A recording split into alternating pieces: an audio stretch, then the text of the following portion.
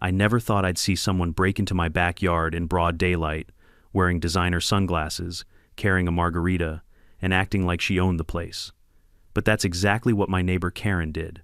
Over and over again. Every morning I'd find my pool chairs, move my towels gone, and faint perfume in the air. At first I thought maybe raccoons learned how to drink mojitos. But then, I checked the security cameras. There she was floating on my inflatable flamingo sipping lemonade and sunbathing like it was her private resort. She even brought friends. So I decided if Karen wanted to play games, I'd make sure she felt the spark of her own entitlement, quite literally. Let's just say the next time she dipped her toes into my pool, things got electrifying. Before we dive into this story, comment where you're watching from and what time it is there, and don't forget to subscribe for more insane HOA revenge stories like this one. Life in the suburbs was supposed to be peaceful. That's what I told myself when I retired early and bought this house. It had everything I wanted: a quiet street, a small garden, and a pool that sparkled like blue glass under the Colorado Sunday. I spent years building my dream home, customizing every inch. The pool was my favorite part, my personal slice of calm. I even installed new stone tiles, a motion gate, and LED underwater lights that made it glow like a resort at night. But if you've ever lived under an HOA, you know peace is always conditional. There's always one person who believes they were born to enforce every rule, fine every neighbor, and ruin every weekend barbecue. In my neighborhood, that person was Karen Doyle. Karen was the self-proclaimed compliance queen of our HOA. She was in her late 40s, always dressed like she was on her way to a board meeting that nobody invited her to. Bright pink blazer tablet in hand and sunglasses big enough to cover half her face. She would walk around every morning with a clipboard jotting down notes about people's lawns, fences, and paint shades. You'd think she was training for the FBI. The first time I met her, she was already complaining, not saying hello, not asking my name, just pointing at my trash bins. Sir, HOA rules state that bins must be stored behind the fence at all times. I'll let this slide today, but don't make it a habit. I remember staring at her, trying to process how a complete stranger could sound so proud about monitoring garbage. Still, I brushed it off. I didn't move here to make enemies. I kept to myself, maintained my yard, paid the dues, and avoided HOA drama. But with Karen around, that was impossible. Over the next few months, she inspected my property so many times I joked that she should start paying rent. She'd pop up uninvited during my Sunday grilling, pretending to check the fence line. One afternoon, she even walked halfway up my driveway, just to tell me my mailbox color didn't match HOA standards, even though I'd repainted it exactly as the HOA handbook described. That's the thing about people like her, they crave control. And when they find someone who doesn't care to argue, they take that as permission to push harder. Then came the pool incidents. It started subtly. I'd wake up in the mornings to find my pool skimmer slightly moved or a towel missing from the rack. I thought maybe the wind had blown something off. Then one day I noticed something stranger: footprints, wet ones. A line of small, neat steps leading from the gate to the shallow end of the pool. Now, mind you, I live alone. No kids, no frequent guests. I locked my gate every night. Yet there they were, perfect prints drying on the stone tiles.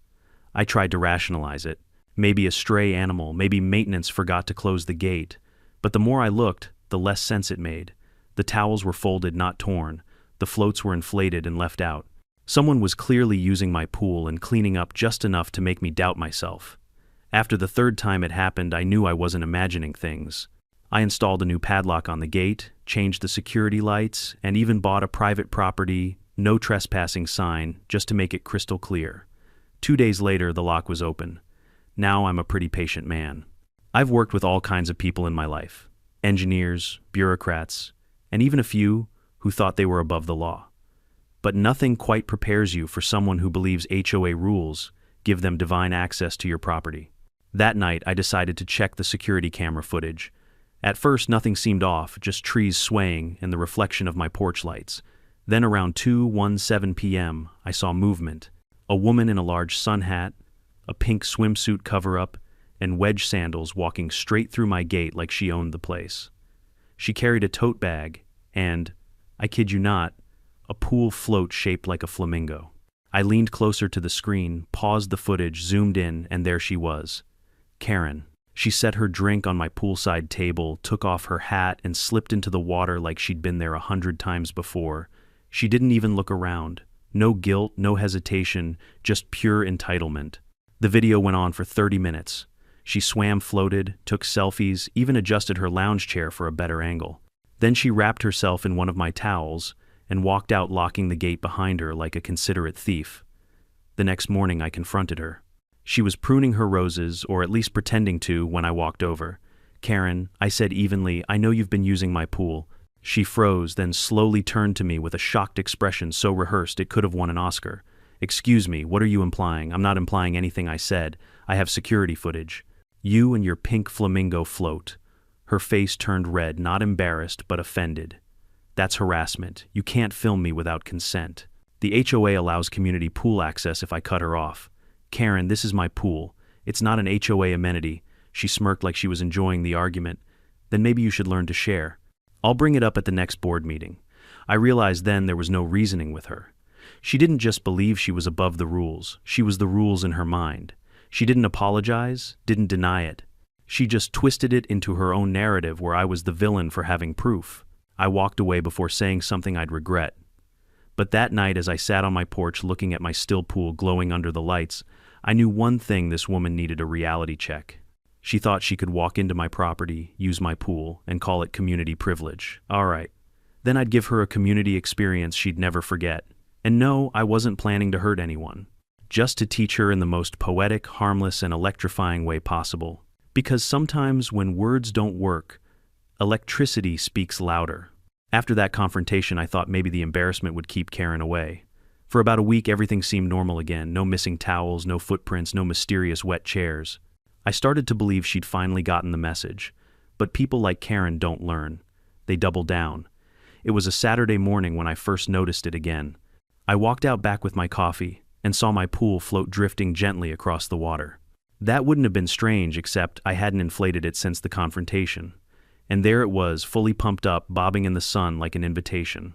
I stood there for a moment staring. My gate was locked. The sign was still there. But someone had clearly been inside again. And not just inside, comfortable enough to use my things like it was their weekly ritual. I checked my camera feed from the night before, nothing. So I pulled up footage from earlier that morning. The timestamps read 11:47 a.m. There she was, Karen Doyle, the self-proclaimed HOA enforcement officer, walking straight through the side gate again. This time she wasn't alone. She brought two of her friends, both wearing floppy hats and holding pool bags like they were headed to the country club. I watched in disbelief as Karen pointed at my patio furniture, laughing about how cute it was. Then she walked right up to the pool, set down her drink, and jumped in. Her friends followed, splashing, laughing, completely at ease. They even turned on my Bluetooth speaker and started playing music. The audacity was cinematic. At one point, Karen raised her glass and said, "Cheers to the HOA for maintaining such a nice pool." They all laughed. That was the moment my frustration turned into fascination.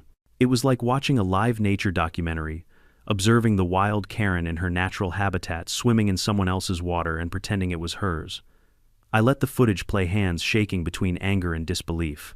Later that afternoon, I saw Karen outside, again watering her plants like nothing happened. So I decided to test her one last time. I walked over calmly. "Hey Karen," I said, "do you know if anyone's been using my pool again?" She blinked innocently. "No idea." "Why?" "Well, I said my camera caught something interesting. Thought you might want to see." She froze for just half a second, just enough to confirm everything, then put on that smirk again. "You really should take down those cameras," she said sharply. "They violate HOA privacy policy." "Karen," I replied, "the cameras are inside my fence line. They record my property. You're only on them because you're trespassing." Her tone changed instantly, cold, defensive, almost threatening. "Careful," she said. "The HOA can fine you for harassment. You're creating a hostile environment." I couldn't believe it.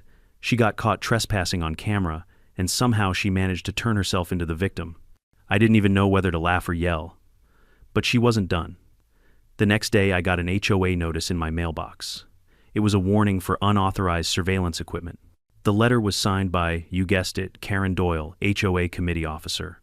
That's when I realized this wasn't just about the pool. It was about control. She didn't want to swim, she wanted to prove she could get away with it, that she could do whatever she wanted, and I couldn't stop her. So I decided I'd stop trying to reason. It was time to be creative.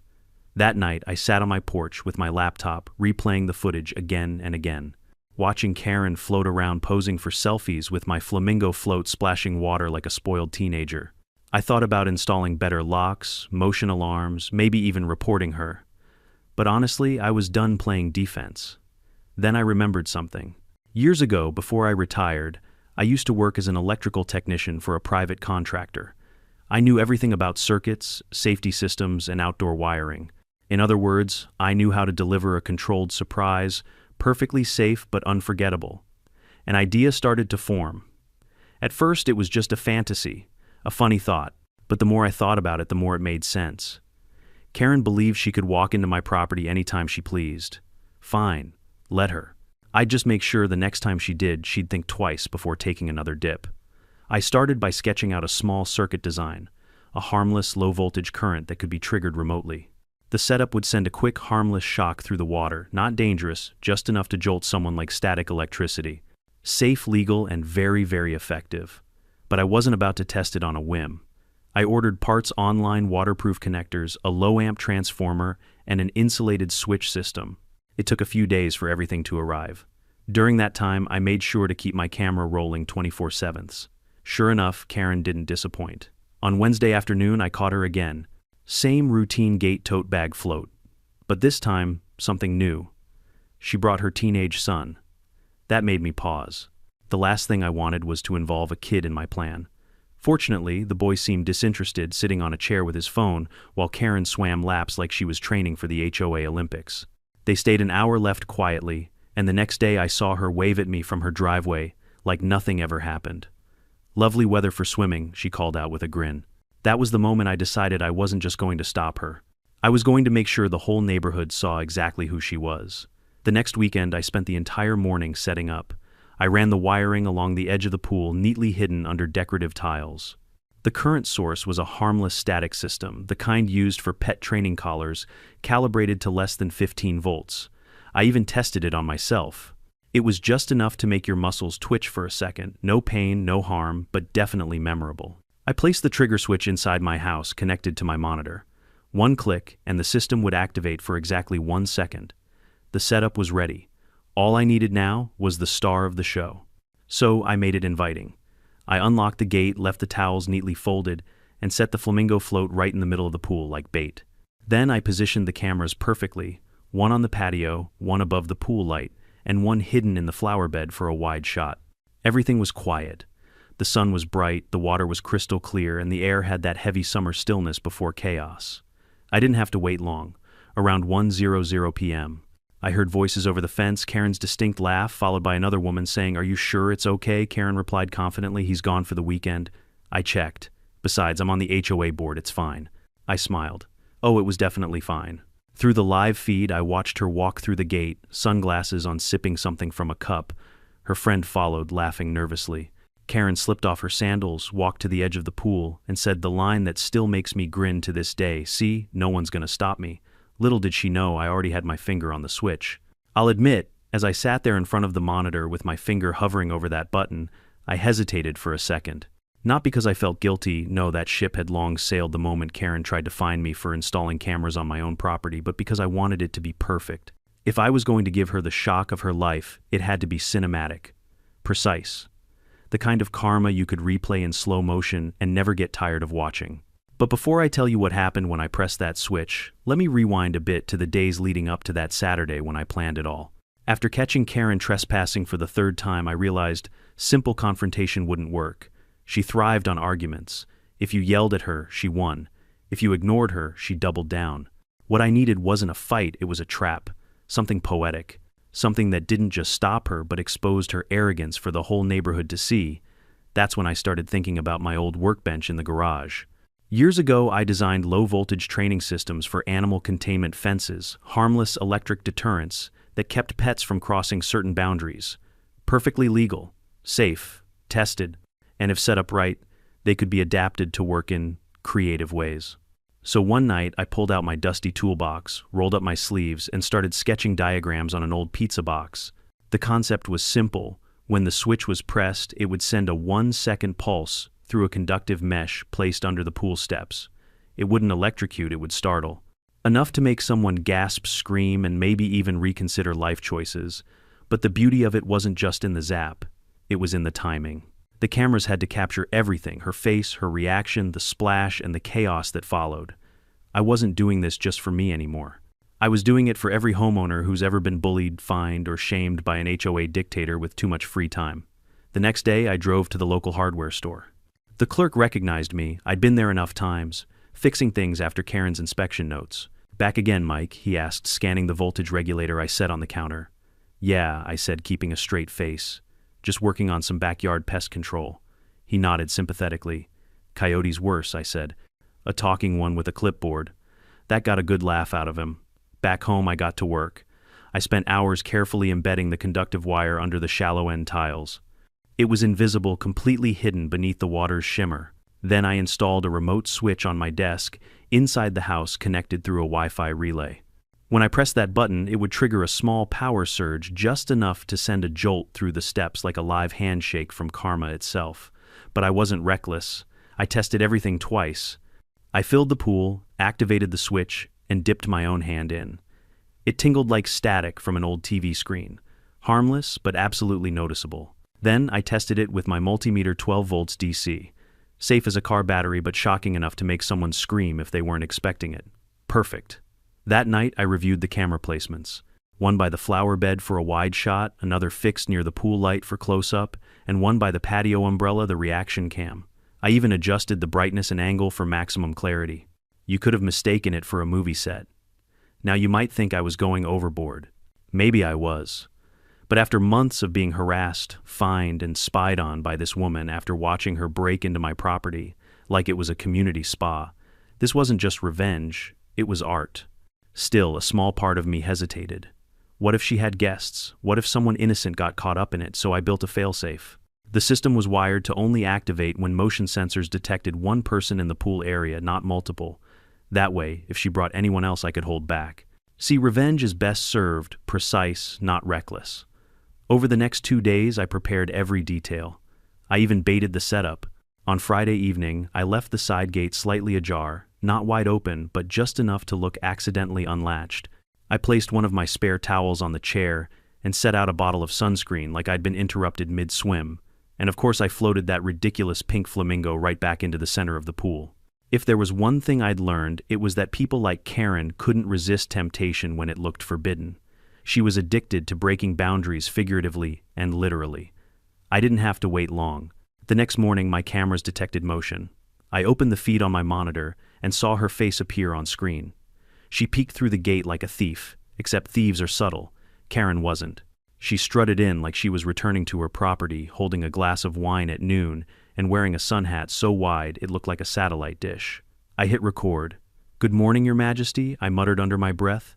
She walked right up to the pool, kicked off her sandals, and as if mocking me, did a slow, dramatic stretch. Then she climbed onto the flamingo float, drink in hand, and sighed, "Ah, this is life." I could barely contain my laughter. It was like watching a parody of entitlement. After a few minutes, she started adjusting the chair, humming loudly, and I kid you not, took out her phone to film herself. "Day off at my private pool," she said into the camera. Private. My pool. I could feel the irony boiling in my veins. That was my cue. I opened the control panel on my laptop. The switch icon glowed green. All systems armed. Camera feeds synced. The moment of truth had arrived. I watched her dip one foot into the water, then another, still filming herself like some self-proclaimed influencer of the HOA. She twirled, tossed her hat aside, and leaned back into the float. "See, no one's gonna stop me," she said, laughing to her friend on the phone. That was it, the line, the finale, the perfect cue. My finger pressed the switch. There was a faint click from the relay box, followed by the smallest ripple on the pool's surface. For half a second, nothing happened. Then AAA-HO. Her scream could have shattered glass. The flamingo shot forward, spinning like a carnival ride as she flailed, spilling her drink and splashing wildly. The camera caught every frame in glorious HD, her wig tilting sideways, her sunglasses flying off her legs, kicking like a startled duck. She scrambled out of the water so fast she nearly slipped. The float deflated under her knee with a pathetic hiss. She stood there dripping, shaking, looking around as if Poseidon himself had just personally smacked her for trespassing. What the hell was that, she shouted to, nobody pointing accusingly at the pool. "This water is electric, this is illegal." I muted my mic to laugh. It wasn't just the scream, it was the outrage, the disbelief. The way she looked betrayed by the very pool she stole. For a moment I almost felt bad. Almost. But then she shouted again, "I'm calling the police." Perfect. Because I already knew exactly what the footage would show: Karen Doyle trespassing, breaking into private property illegally, using someone's pool, and receiving a harmless shock of poetic justice. It was only a matter of time before this suburban soap opera went public. The scream was so loud I'm surprised the birds didn't file a noise complaint. I sat in my living room, eyes glued to the monitor, coffee halfway to my mouth, watching what could only be described as pure cinematic karma unfold. Karen stumbled backward, drenched from head to toe, her designer sunglasses sinking somewhere to the bottom of the pool. She looked around wildly, as if expecting lightning to strike her twice. Her face twisted between confusion, fury, and humiliation, the perfect trifecta of HOA justice. "Who did this?" she shrieked, clutching her towel like a battle flag. "This is a lawsuit, this is." And then she froze. Because one of her friends, a woman I hadn't even noticed at first, peeked through the gate, phone in hand, filming the entire thing. "Karen, are you okay?" the friend asked, trying not to laugh. "Do I look?" "Okay, Brenda, I've just been electrocuted." Now, for the record, she hadn't. The voltage was low enough to be safer than static from a doorknob, but try explaining that to a woman whose ego had just been zapped in front of a live audience. I kept watching, half horrified, half entertained. She stomped around the pool deck, muttering to herself, waving her arms like she was directing traffic.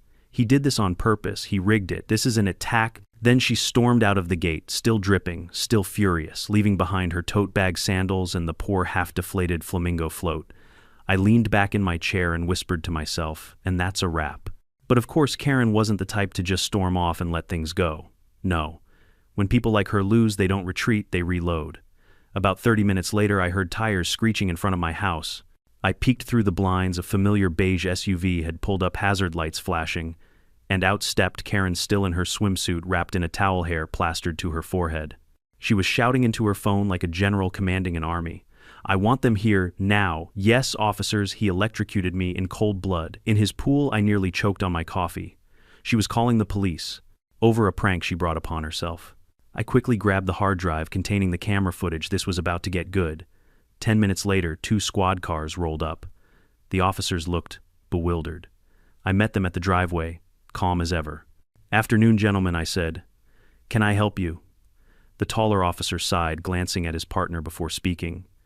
"Sir, we got a call about, an electric assault." I did my best not to smile. "Ah, yes. That would be my neighbor, Karen Doyle." "Would you like to see the footage?" Karen came stomping up behind them, waving her hands. "Don't listen to him. He set a trap. He put live wires in the water. I could have died." I gestured politely toward the porch. "Officers, if you'll follow me." Inside, I pulled up the recorded footage on my monitor, clear as day. Karen entering my yard without permission, unlocking my gate, setting down her drink, jumping in the pool, floating, laughing, and then zap. The moment her scream echoed from the speakers, the officers both turned to look at her. One of them even coughed to hide a laugh. "So the taller officer said slowly, you were using his pool without permission." Karen's jaw tightened. "That's not the point. The point is he used an electrical device to." "Ma'am," the officer interrupted, "you were trespassing. This is private property." She blinked, speechless. It was the first time I'd ever seen her without a comeback ready. I leaned casually against the counter. "For reference, officers, the device emits less voltage than a child's toy car battery. Totally safe. I even tested it myself. You can check the specs." The shorter officer smiled slightly. "We might need to confiscate the footage for evidence, but I think we've seen enough to know what happened." Karen was fuming, her face redder than the HOA's no parking zone signs. "So that's it, you're just gonna let him get away with this?" The tall officer tilted his head. "Ma'am, you broke into his backyard and used his pool. If anything, you're lucky he didn't press trespassing charges." I thought she might actually explode. Instead, she glared at me, eyes narrowing like she was plotting something darker. "You'll regret this," she hissed. "You have no idea who you're dealing with." The officers wrapped up the report, gave me a polite nod, and left. Karen, however, lingered just long enough to hurl one final threat over her shoulder. "This isn't over, Mike," I smiled. "I certainly hope not. This is getting fun." The next few days were peaceful. Suspiciously peaceful. The HOA newsletter didn't mention my name, Karen's car didn't appear on my street, and no new fines showed up in my mailbox. It was almost like the calm before a storm. Then, Thursday afternoon, I got an email from the HOA board. The subject line read, "You are gent. Community safety concern." I opened it and nearly laughed out loud. It was a formal complaint filed by none other than Karen Doyle, accusing me of reckless endangerment, misuse of electrical systems, and public endangerment within HOA boundaries. She claimed my pool was a live death trap and that I had weaponized a community resource. Community resource. My private pool. The email ended with a line saying the HOA would investigate immediately. And just like that, the circus was back in town. The next morning, 3 HOA board members showed up at my door, clipboards in hand. At their head, Karen, of course, now fully dressed, acting like the victim of a major scandal. "Mr. Cooper," said the board president, "we've received reports of an unsafe electrical installation in your pool." I gestured politely toward the backyard. "By all means, inspect away." Karen gave me a smug look as they walked through the gate. "You might want to lawyer up," she whispered. I said nothing, I didn't have to. As they gathered around the pool, I turned on my camera system again, ready to record the moment her smugness shattered. I explained how the setup worked, the safety voltage, the automated timer, the certifications. I even showed them the documentation. The board president frowned. "Everything seems compliant." Karen's smile faltered. "That can't be right." He shocked me. The treasurer chuckled under his breath. "Sounds like karma did the shocking, not him." Even the board members couldn't hide their amusement. Finally, the president turned to her. "Karen, according to this footage, you were trespassing multiple times. That's a serious violation." Her eyes widened. "You're taking his side. We're taking the side of the law," the president said sternly. Karen stormed off, muttering under her breath, but I could tell from her expression she wasn't done. She wanted revenge, and I had a feeling the next chapter of this suburban soap opera was about to be even more entertaining. Still, as I stood there looking over my quiet pool that evening, I couldn't help but smile. The air was calm again. The water rippled peacefully under the orange glow of sunset. For the first time in months, it felt like I'd taken my backyard back. I poured myself a drink, sat down by the poolside, and whispered, "Here's to peace, quiet, and a little spark of justice." I wish I could say that after that day, Karen finally learned her lesson. That she retreated quietly into her beige HOA-approved home and started minding her own business. But no. If there's one thing I've learned about people like Karen, it's that they can't stand losing, especially not in public, especially not when the entire neighborhood is laughing about it. The story of Karen's electric pool day, as the neighbors had started calling it, spread faster than fresh gossip at a board meeting. Someone, probably Brenda, the friend who filmed the whole thing, had leaked the footage. Within hours, snippets were circulating on the neighborhood Facebook group. The comments were brutal. "Wait, is that the Karen Doyle? Did she seriously break into his pool again? Laugh my ass off, she got shocked by her own entitlement." By morning, the clip had been shared dozens of times. Someone even made a meme, Karen's horrified face with lightning bolts behind her, and the caption, "HOA, enforcement level 1, 0.0000 volts. Of course, she didn't find it funny. 3 days later, I was in my garage, tinkering with some tools when I heard shouting outside. I stepped out to see Karen standing in my driveway again, this time flanked by 2 police officers and holding a binder thicker than a Bible. "There he is." She barked, pointing at me like she was identifying a fugitive. "That's the man who assaulted me with a deadly electrical device." The younger officer looked exhausted already. The older one gave me a sympathetic look, the kind you give someone who's been through this before. "Sir," he began, "we've received a formal complaint from Miss Doyle here. She's alleging that you've set up an unsafe electrical system in your swimming pool and possibly violated HOA safety ordinances." I nodded calmly. "Of course. Would you like to see the documentation again?" Karen scoffed. "He faked those. I have proof that his system is illegal under County Code section." I cut her off, handing a folder to the officer. "This is the certified safety report from the electrician I hired to inspect it. Voltage under 15 DC. No risk to life or property, fully compliant with residential safety standards." And I flipped the page. Here's the trespassing footage. Same day, same incident. Karen's mouth snapped shut. The older officer raised an eyebrow, flipping through the paperwork. "Miss Doyle, were you aware that entering his property without permission is a criminal offense?" She crossed her arms. "It's a community area. The HOA handbook says—" "Ma'am," I interrupted with the politest smile I could muster, "this isn't the community pool. It's my private property paid in full. The HOA doesn't maintain or fund a single inch of it. But feel free to check the deed." The officer sighed and turned to Karen. "Ma'am, based on what we've seen, this doesn't appear to be a criminal case." He's within his rights to install that system.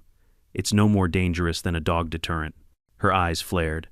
So you're saying he can just electrocute people? No, ma'am, said the officer evenly. We're saying you shouldn't be in his pool. That one sentence was beautiful, like poetry. Karen's face turned beet red. You're all taking his side. I'm the victim here. The officer gave her a look that said, we're not doing this today. He gestured to me. We'll file a report, sir, but you're in the clear. And ma'am, I strongly advise you to stay off this property. Any further incidents will be considered trespassing.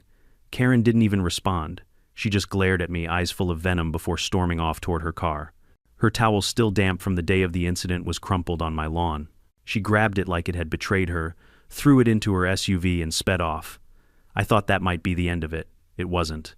The following week, I started receiving anonymous letters in my mailbox, printed from the HOA office printer, but clearly written by Karen. You are hereby notified that your property is under safety review. Failure to remove unauthorized electrical equipment will result in fines and possible suspension of community privileges. Community privileges. What was next? HOA jail. The real kicker came that Friday. I got home from the grocery store and found 3 county code inspectors walking around my backyard, clipboards in hand, snapping photos like paparazzi. Excuse me, I said, setting down my bags. Can I help you? One of them turned around. We received a complaint of unsafe electrical installations in your pool. Anonymous tip. I didn't even have to guess who filed it. I handed over my paperwork again, all the same documents I'd shown the police. The inspectors checked everything. They measured the voltage, looked at the breaker system, even tested the grounding. After 20 minutes, the lead inspector smiled. Sir, this is textbook safe. Whoever filed this complaint doesn't seem to understand electricity. I grinned. Oh, trust me, she doesn't understand much of anything. They laughed, signed off their report, and left. That evening, as the sun dipped below the rooftops, I heard Karen outside yelling at someone over the phone. Her voice carried all the way down the block. I don't care what they said. He's dangerous. He's manipulating everyone. He electrocuted me. Brenda electrocuted me. The entire neighborhood could hear her meltdown, and you could tell people were getting tired of it. The next HOA meeting was legendary. I didn't even plan to attend, but several neighbors begged me to show up, so I did, just to see the fireworks. Karen was there, of course, sitting front and center with a stack of printed complaints. She started off the meeting by demanding my immediate expulsion from the HOA. I will not live in fear of a man who weaponizes his pool, she shouted dramatically. He is a danger to the community. The board president sighed. Miss Doyle, this issue has been reviewed. The police and county inspectors have cleared Mr. Cooper of wrongdoing. But no buts. And he added with deliberate weight, you were found to have entered private property without consent, multiple times. The room went silent. The treasurer cleared his throat.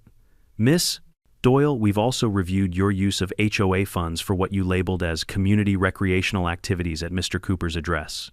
Her face turned white. Apparently, she'd been submitting reimbursement forms for pool supplies, claiming she was maintaining a community amenity. The total $3,200. There was a collective gasp. Someone in the back whispered she was swimming on the HOA's dime. The board president rubbed his temples. Effective immediately, Miss Doyle, you are suspended from the board pending investigation. Karen stood up, sputtering, waving her papers. This is harassment. You're all conspiring with him. I couldn't resist. I leaned forward just enough for my voice to carry and said, Careful, Karen. You might get another shock tonight, but this time it's reality. The room burst into laughter. She stormed out, slamming the door so hard one of the framed photos fell off the wall. That night, the entire neighborhood felt lighter. People smiled at me when I walked my dog. Someone even left a thank you card in my mailbox with a drawing of a lightning bolt and the words, for standing up to the HOA queen. But deep down I knew it wasn't quite over. Karen wasn't the type to go down quietly. As I locked my gate that evening, I saw her blinds twitching across the street, watching, plotting, and I couldn't help but grin, because little did she know her final downfall was already on its way. If you think Karen would vanish after being publicly humiliated, you don't live in suburbia. People like her don't quietly slink away, they escalate. They double down. They weaponize paperwork and petty rage and call it strategy. Within days of her suspension, Karen went nuclear. She filed a stack of formal complaints with county offices, unsafe electrical systems, harassment by surveillance equipment, public endangerment. Each one came with the same dramatic flourish she used at HOA meetings, underlined sentences, capital letters, a rigid, righteous tone that made you picture a gavel hitting nothing but air. She also emailed the local neighborhood association, the county inspectorate, and for good measure the HOA attorney. I started getting calls from people I'd never met, neighbors asking if I was okay, reporters asking if there was a story. She wanted headlines. She wanted the narrative flipped. What she didn't realize was how many little mistakes she'd already made, and how many of those mistakes were on camera. Remember Brenda, the friend who filmed Karen's drowning and entitlement performance? Well, apparently Brenda wasn't as loyal as Karen thought. After the initial shock and laughter, Brenda texted me a shaky message. "Mike, I have more footage. She does pool parties there. She even logs expenses. I'm scared, but you should see this." I asked her to send everything, and told her she could remain anonymous if she preferred. What she sent changed everything. There were videos of Karen organizing informal HOA gatherings at my pool, passing around receipts for community supplies, screenshots of emails where she requested reimbursement for pool chemicals and float maintenance, and even a voicemail where she casually bragged about getting the board to sign off on small reimbursements because nobody checks the totals. In her own voice, she said, "I just submitted as community expense. What are they going to do? Audit me?" That last line was the kind of admission that ages like milk, sour and useful. I forwarded the files to the HOA president under a subject line that was both simple and devastating evidence.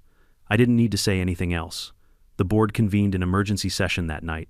The next morning, the president called me and asked if I'd be willing to let a professional redact personal data and publish a summary to the neighborhood transparency, he called it. I agreed. But even more potent than receipts and admissions was raw human behavior, and Karen kept giving me material. She launched a smear campaign online, posting dramatic screenshots from the county complaint portal and embellishing details. Local man traps residents in his pool electrocution scandal. She reached out to the local neighborhood page and demanded that mine be banned for promoting violence. The page moderators who'd already seen the footage weren't having it.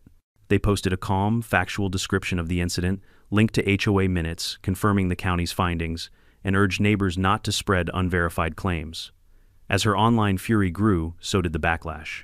Neighbors began posting their own experiences: lawn invasion, rumor-mongering, uncomfortable inspections. Her pattern of petty harassment came into focus like a grid on a map. People don't like being monitored by someone who treats bylaws like a weapon, and suddenly, Karen looked less like a public servant and more like a con artist with a clipboard. The HOA didn't stop at suspension. They opened a formal audit into her expense claims. The treasurer, who had the demeanor of someone who'd eaten spreadsheets for breakfast, called me 3 days later and read off a list of irregularities longer than a CVS receipt. Not only had she submitted reimbursements for items used at my pool, she'd also been approving petty reimbursements for community refreshments she apparently provided to herself during her unauthorized swims. There were copies of canceled checks, vendor emails, and even reimbursement forms signed by Karen that bore the same handwriting. But the real dagger came in a most suburban fashion, a leaked email thread. Someone in the HOA, a cautious, law-abiding neighbor who'd been on the receiving end of Karen's gossip, forwarded an internal email. The thread revealed that Karen had been telling the board privately that she considered my backyard a de facto community facility because it served the social functions of a few board members. In her words, typed and curt, "We all enjoy the amenities. It's easier to treat it as communal. The little reimbursements cover it." A board member replied with a single sentence, "That's not how deeded private property works." Ouch. Faced with that evidence, the board escalated the matter beyond a simple suspension. They referred the case to the county for possible fraud investigation and filed a civil claim to recover the misused funds. A lawyer representing the HOA drafted a crisp, devastating letter to Karen: repay the reimbursements or face legal consequences. The tone left no room for her theatrical gasps. If you wanted drama, the funniest part arrived when Karen decided to fight fire with fire. She hired an attorney and threatened to countersue for emotional distress. I expected angry letters and maybe a wasted afternoon in mediation, but instead she misfired spectacularly. During a recorded phone call her lawyer made to the HOA's counsel, she insisted on being present. Karen, unable to keep herself from speaking, bragged about managing the books and commented that if someone wanted to challenge her, they'd have to bring receipts. That call was recorded, transcribed, and sent to the board as part of a discovery packet. Nothing like your own voice making the case that you falsified expenses to finish you off. The community reaction was almost comical in its finality. At the next board meeting, evidence was presented in a level-headed, legally appropriate way. The room sat in silence as the treasurer outlined the financial trail receipts, matched claims, traced reimbursements coded under community events, all converging at Karen's door. The board voted unanimously to expel her from the HOA and seek restitution. The county prosecutor's office, after a preliminary review, indicated they'd open an inquiry into potential fraud and false reporting. Word traveled fast. The neighborhood Facebook group, the same one where her dramatic posts used to dominate, became an archive of her undoing receipts. Screen grabs the voicemail where she confided that nobody audits her. One particularly merciless neighbor compiled a short montage of Karen's own words and behavior and posted it with the caption, "When entitlement becomes a business plan." It got thousands of views. Faced with looming legal bills, public humiliation, and a board that wouldn't budge, Karen did something I didn't expect. She packed up. Not with dignity, of course, but in a fit of rage that involved slamming cabinets, throwing away framed photos, and a tearful but not remorseful final rant to anyone who'd listen about a witch hunt. Her car left the driveway, one rainy afternoon headlights cutting through mist, and in an oddly cinematic moment, the flamingo float was found deflated and abandoned in the neighbor's garbage bin, like the last prop of a canceled production. Before she left, though, there was one last twist. In an act of petty vindictiveness, she sent a final mass email to the HOA list accusing me of orchestrating public shaming. That email backfired spectacularly. It contained a forwarded attachment of her own bank transactions, intended to intimidate board members, but instead provided one more paper trail proving the reimbursements.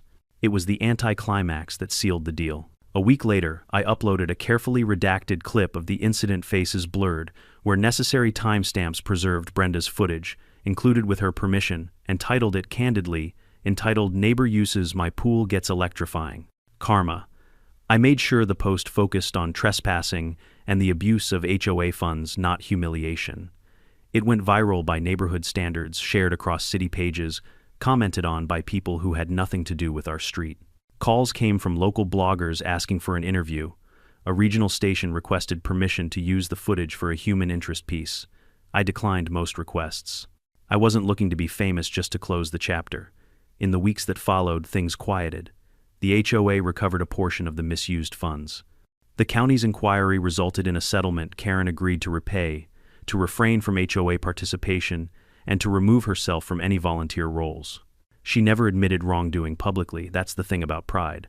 But the last I heard, she moved to a town 3 counties over where I'm sure she's already found a new hobby, telling people the story of how the HOA unfairly treated to her. Neighbors waved when they saw me now.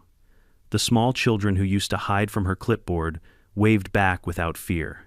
I walked my yard with a little more ease, my gate locked, and my camera unashamedly recording the quiet joy of reclaimed privacy. And as I sat one evening watching the pool shimmer under the sunset, I thought about how messy justice can be, how small, steady actions and a collection of receipts can topple a tyrant more surely than any dramatic confrontation.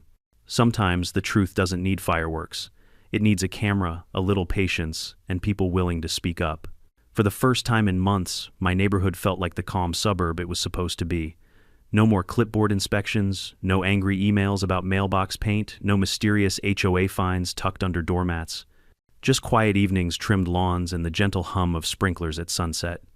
It was strange how peaceful silence could feel once the chaos moved out. After Karen left, the street seemed lighter, not just metaphorically but literally. Her house, once the epicenter of HOA patrol activity, stayed dark at night. The once perfectly trimmed bushes began to grow wild, reclaiming the sterile uniformity she had enforced for years. Sometimes I'd pass by during my evening walks and see a single porch light flickering behind dusty blinds. It was oddly poetic. Her obsession with control had finally turned into isolation. A week after her departure, the HOA held a special meeting to address recent events and restore community trust. For the first time, the agenda didn't include threats, fines, or accusations. People showed up with snacks, not evidence folders. The new board president, a kind woman named Gloria, opened the meeting with a statement that felt refreshing in its simplicity. "Let's stop policing each other and start being neighbors again," she said. The room applauded. Then, to my surprise, she thanked me publicly for standing up against misconduct and handling it with professionalism and restraint. I laughed quietly to myself at that part. If only she knew how close I'd come to losing my temper countless times. But it wasn't about revenge anymore. Somewhere along the line, this stopped being a story about one entitled neighbor and became something bigger, about drawing a line between accountability and tyranny, about protecting your peace when others try to invade it. After the meeting, a few neighbors came up to me with kind words. "Mike, you did the right thing. Man, you handled that better than I ever could have. My husband still watches that pool clip when he needs a laugh. It felt strange to be a local legend for something so absurd, but I'll admit it was nice knowing people understood what I'd gone through. I wasn't the cranky old guy yelling at clouds anymore. I was the man who outsmarted the HOA's queen. Later that evening, I went home, poured myself a glass of bourbon, and sat by my pool, the same pool that had caused months of chaos. The water was calm, reflecting the orange sky and the first flickers of the garden lights. For a moment, I thought about draining it entirely, wiping away all traces of the madness. But then I laughed. No, the pool wasn't the problem. The pool had been innocent all along. It was just the stage where truth finally performed its best scene. I'd replaced the low-voltage system with a new filtration setup, no more sparks, no more surprises. But every time the pool lights flickered in the evening, I couldn't help but remember that day when Karma wore a flamingo float and designer sunglasses. As weeks turned into months, life resumed its peaceful rhythm. I started swimming again, grilling on weekends, and even inviting neighbors over for barbecues. People joked that my pool had become a symbol, the electric fountain of justice, one neighbor called it. I never corrected them. I just smiled. Then, one afternoon, while checking my mail, I noticed a small letter wedged among the flyers. No return address, just my name, written in sharp cursive. I tore it open carefully. Inside was a short note. You may think you won, but you'll never truly understand what it's like to be right and have everyone against you. You made me the villain. Enjoy your little victory, K. I stared at it for a while, half expecting it to burst into glitter or confetti out of sheer Karen-style dramatics. But it was just paper, angry, bitter, powerless paper. I folded it neatly, tossed it into the fire pit, and watched it curl into smoke. That was the last trace of her I ever saw. Ironically, her departure united the neighborhood. The HOA, once a tool for micromanagement, turned into something useful. Instead of nitpicking mailbox colors, they organized block parties, tree planting events, and charity drives. The tone shifted from compliance to community. Sometimes people need a villain to remind them what cooperation looks like. One evening, during the first post-Karen neighborhood cookout, Brenda walked over holding a tray of brownies. You know, she said with a smirk, if you ever want to make a sequel to that pool video, I've got editing software now. I laughed. Let's hope there's no sequel. I'm retired from drama. She winked. Sure. Until the next Karen moves in. I raised my glass. Then may the current be ready. We both laughed, clinking glasses under the warm glow of the patio lights. But beneath the humor and satisfaction, something deeper stayed with me. That whole ordeal, from the trespassing to the threats to the investigations, taught me something important about boundaries. Not just the physical kind marked by fences and locks, but the personal ones that protect your peace. People like Karen don't respect silence. They mistake it for weakness. The more you ignore them, the more they push, until you make them realize silence isn't surrender, it's strategy. The pool incident wasn't just about revenge. It was about reclaiming power, about reminding myself that respect is something you enforce, not beg for. And honestly, it reminded me that laughter can be a weapon too. Every time I think of her face that day, the shock, the shriek, the hair plastered against her forehead, I don't feel guilt. I feel relief. Because for once, karma didn't take years to show up. It arrived instantly, perfectly timed, and slightly electrified. Months later, I got a letter from the HOA attorney confirming the case closure. Karen had agreed to a quiet settlement, repaid most of the funds, and was barred from ever serving on any HOA board in the state again. The attorney ended the letter with a dry but fitting line. Thank you for your cooperation and for demonstrating that compliance and decency can coexist even under voltage. I laughed so hard I nearly spilled my coffee. That night I sat by the pool again, the same spot where it all began. The stars shimmered above the water, rippled softly, and for the first time in a long while, the world felt balanced. I raised my glass and whispered into the quiet air. To boundaries, justice, and a little shock therapy. The pool lights flickered as if in agreement. If there's one thing I've learned from this chaos, it's that peace without boundaries isn't peace at all. You can't control how entitled people act, but you can control how much power you give them. Stand firm, protect what's yours, and when you have to fight, do it with wit, not rage. Karen's story wasn't just about trespassing. It was about arrogance meeting consequence. Sometimes the universe doesn't hand out lightning bolts. Sometimes you just have to wire one yourself safely and legally, of course. To anyone watching, don't let anyone convince you that being kind means being a doormat. You can be calm, respectful, even patient, but never passive. And when karma finally knocks, make sure you've got the cameras rolling. Now tell me, have you ever dealt with a Karen or a nosy HOA neighbor like this? Drop your story in the comments below, and don't forget to subscribe for more real-life HOA drama and revenge tales. Because as you just saw, sometimes justice really does come with a spark.